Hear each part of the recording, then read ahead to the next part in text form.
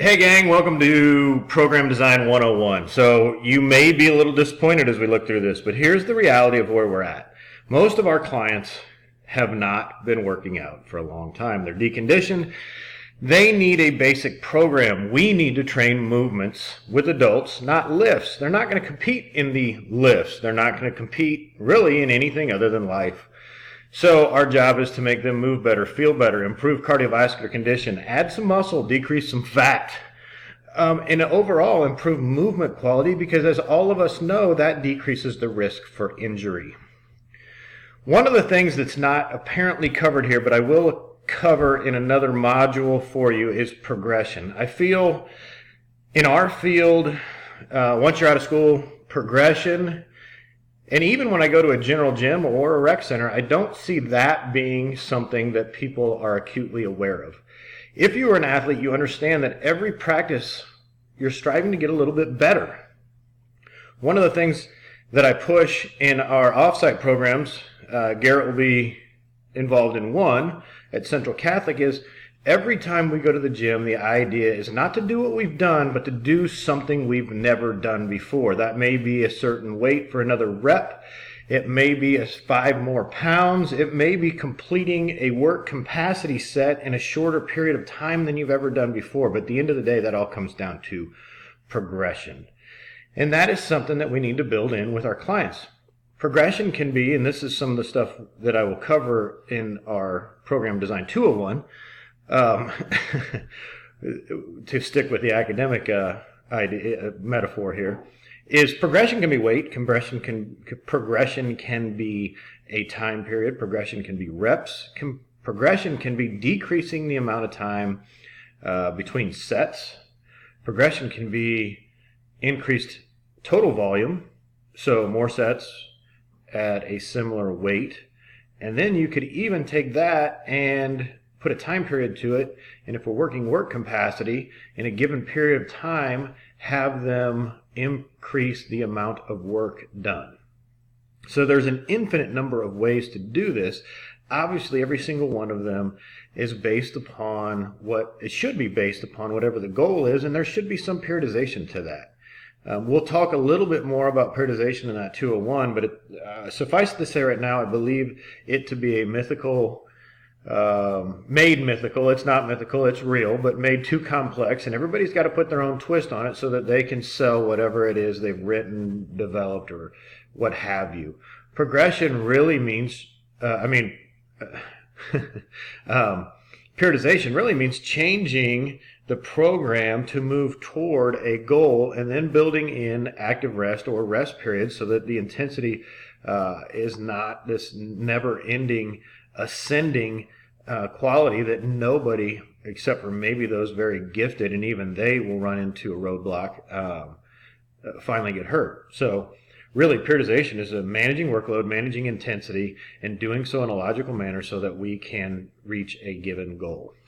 So let's look at in the download section to the far bottom right of this module, you'll find this document. It's phase 1. You'll notice that the exercises column, strength A, phase 1, are movements: anti-extension, anti-rotation, unilateral quad dominant, horizontal pull, bilateral hip dominant. So we go from single quad to bilateral hip. We've got a horizontal pull. We've got a vertical push. If they have shoulder issues, that will be a horizontal push. Our sets and reps are very basic, and we finish the workout with some type of metabolic stress. Again, very basic. If you scroll down, day 2, which a lot of our clients are 2-day clients, if it's a 3-day, we will develop a full body 3rd day. We hit the movements now: anti-lateral flexion, anti-extension, or rotation. Well, we did anti-extension and anti-rotation, so wherever they're weakest is what you're going to build in there. This time unilateral hip and horizontal push, bilateral quad, vertical pull, and again finishing metabolic. You can see we hit, it's a basic vertical push-pull, horizontal push-pull, hip dominant, quad dominant. We've got the core with anti-flexion, anti-lateral flexion, anti-rotation, anti-extension, and then obviously your metabolic. So everything's hit in a 2-day period with very basic rest periods, sets, and reps. You'll notice the progression on the metabolic as the rounds go up, and this is realistically only it's 12 days, twice a week, 6 weeks. And then we go to phase 2, which I'm going to pull up. I'm not going to belabor this, but you'll notice volume goes up in the sets. We superset a little bit more. Reps go down in most cases where it's timed.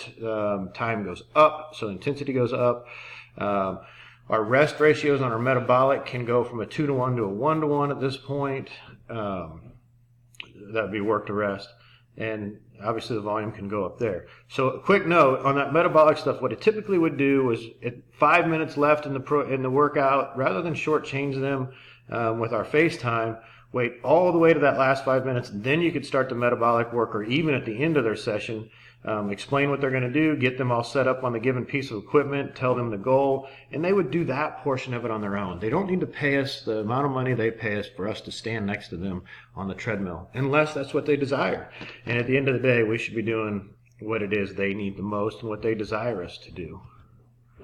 Okay, piece 3 of this is probably the most valuable piece that you'll see in those downloads, and it's an exercise progression chart. Now, all those movements are listed down the side. You go to the movement, you come across, here are some exercise ideas given the movement. There's a regression from the base exercise, and then progressions as they move down the ladder.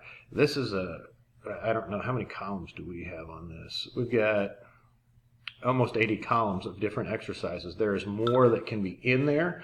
However, this is a pretty comprehensive chart and very valuable for you as you move along. So download all that stuff, digest it, let's discuss it. But that is program design without considering any limitations or injuries that we've got to work around. And that's going to be case by case, and the kinds of things that we are going to talk about hands-on, because there's far too much to cover in one module to hit every possible situation where you're going to have a limitation.